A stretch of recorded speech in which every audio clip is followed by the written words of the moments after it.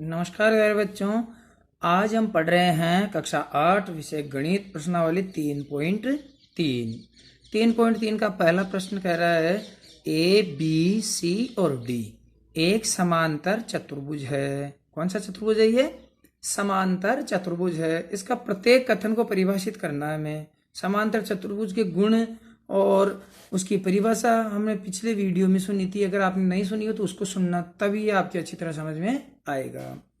तो देखिए, ये समांतर चतुर्भुज है ए बी सी डी। हमने परिभाषा पढ़ी थी पहले कि समांतर चतुर्भुज के सम्मुख भुजाओं का युग्म यानी जोड़ा समांतर होता है और बराबर होता है।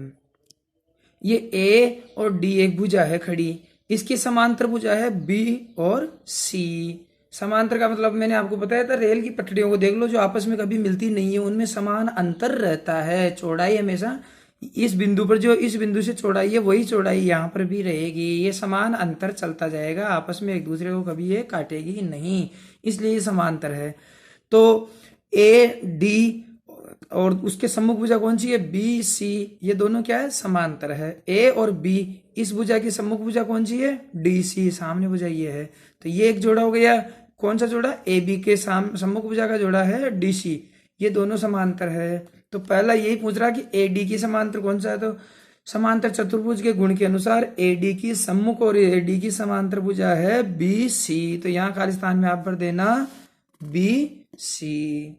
उसके बाद है डी कोण D C B. D C B का मतलब बीच में जो भी फिगर होता है वह कोण का नाम होता है। जैसे बीच में क्या है यहाँ पर सी, तो कोण हो गया सी। डी सी और बी, यहाँ पर कोण सी है। ये इसके सम्मुख कौन सा कोण है? इसके बराबर वाला कोण कौन सा है? इसके सामने ए पर है, तो कोण ए हो गया। वो इसको लिखेंगे कैसे? बीच में ए आना चाहिए, तो डी ए बी ऐसा लिखेंगे, है ना। कोण डी सी बी बराबर कोण डी ए बी, क्योंकि सी के बराबर ए है। अब पूछने में डी सी बी में सी बीच में आ रहा, तो ए भी बीच में आएगा, डी ए बी इसके बराबर लिख देना। इसके आगे वाला प्रश्न है ओ सी। देखिए ओ सी कहाँ पर है? ये रहा। जो विकर्ण है ये दोनों एक दूसरे को काट रहे हैं, बीच में समद्विभाजित कर रहे हैं। आपने पढ़ा था समांतर चतुर्भुज का प्रमुख गुण है जो विकर्ण होते हैं वो एक दूसरे को समद्विभाजित करते हैं, यानी बराबर भागों में बांटते हैं। ये हमने उस गुणों में पढ़ा था। तो ये हो गया ओ सी। ओ सी किसके बराबर होगा? ओ ए के बराबर, क्योंकि ये विकर्ण है ए सी और ए सी को ओ बीच में से दो बराबर भागों में बांट रहा है। तो एक भाग हो गया ओ सी और दूसरा बराबर का भाग हो गया ओ ए। समझ में आ गई? इसी प्रकार आगे है आपका कोण एम डी ए बी। ये डी ए बी, ए बीच में आ रहा, तो ए के ऊपर जो कोण है, एम का मतलब हो गया अंतः कोण, बाहर वाला नहीं, अंदर के भाग में ए पर जो कोण बनता है वो डी ए बी हो गया। और प्लस एम अंतः कोण C D A, C D ए यानी डी पर। तो ये कहने का मतलब ये बता रहा है हमें, इस ए पर बनने वाला कोण और डी पर बनने वाला, ये दोनों अंतः कोणों को अगर जोड़ें तो किसके बराबर होंगे? तो आपने पढ़ा था समांतर चतुर्भुज के गुणों में भी पढ़ा था। इसके अतिरिक्त आपने आसन्न कोण पढ़े थे। आसन्न कोण का मतलब होता है एक ही भुजा के दोनों सिरों पर, दोनों मुंह पर बनने वाले जो कोण है वो आसन्न कोण कहलाते हैं। ये भुजा है ए डी, एक तो बन रहा कोण डी पर और दूसरा बन रहा ए पर। ये दोनों एम लिखा हुआ है ना आपके प्रश्न में, इसका मतलब ये दोनों अंतः कोण है। इन दोनों आसन्न एक ही भुजा के दोनों सिरों पर बनने वाले कोणों को आसन्न कोण कहते हैं, और इन दोनों का योग हमेशा 180 डिग्री होता है। समझ में आ गई? दोनों का योग किसके बराबर होता है? 180 डिग्री अंश के बराबर होता है, इसलिए यहाँ आपका उत्तर हो जाएगा 180 डिग्री। समझ में आई? अब मैं इसको हल करके बता देता हूँ कैसे करते हैं कॉपी में। अब देखिए प्रश्न में पूछ रहा है ए डी किसके बराबर है, तो हमने देख ऐसे करना है कॉपी में। ये ए और ये डी भुजा है, ये किसके समांतर है? बी और सी के। तो यहाँ लिख दो बी सी और ब्रैकेट में कर दो क्योंकि ए डी समांतर बी सी, ऐसे कॉपी में कर देना आप। फिर इसी का दूसरा प्रश्न है आपका कोण डी सी बी किसके बराबर है? ये डी सी और बी अब आप देख रहे हो ये हिस्सा डी सी बी यानी सी का जो कोण है इसके सम्मुख कोण कौन सा आ रहा है, ए।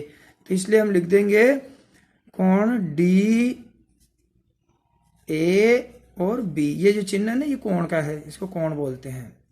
तो ये हो गया डी ए बी। इसके बराबर क्यों, ब्रैकेट में आप लिख दो चूंकि डी सी बी के सम्मुख कोण है डी ए बी, ऐसे। इसके बाद तीसरा है आपका इसी में डी सी, ये ओ सी बराबर, तीसरा दे रखा है इसने ओ सी बराबर। अब ओ सी यहां पर है आपका ओ। समांतर चतुर्भुज का गुण है कि विकर्ण एक दूसरे को बीच में से बिल्कुल केंद्र में से काटते हैं, यानी समद्विभाजित करते हैं, समान दो भागों में बांटते हैं। तो ओ से लेकर के सी वाला जो भाग है ये हो गया ओ सी। तो जितना इधर है उतना ही इधर होगा, इसलिए ये हो गया ओ ए। तो यहां लिख दो आप ओ ए और ब्रैकेट में कर देना चूंकि समांतर चतुर्भुज में विकर्ण या जगह कम है, आप लिख लेना समांतर चतुर्भुज में विकर्ण एक दूसरे को समद्विभाजित करते हैं, समद्विभाजित करते हैं, इसलिए ओ सी बराबर ओ ए हो गया। आगे यहां तक समझ में।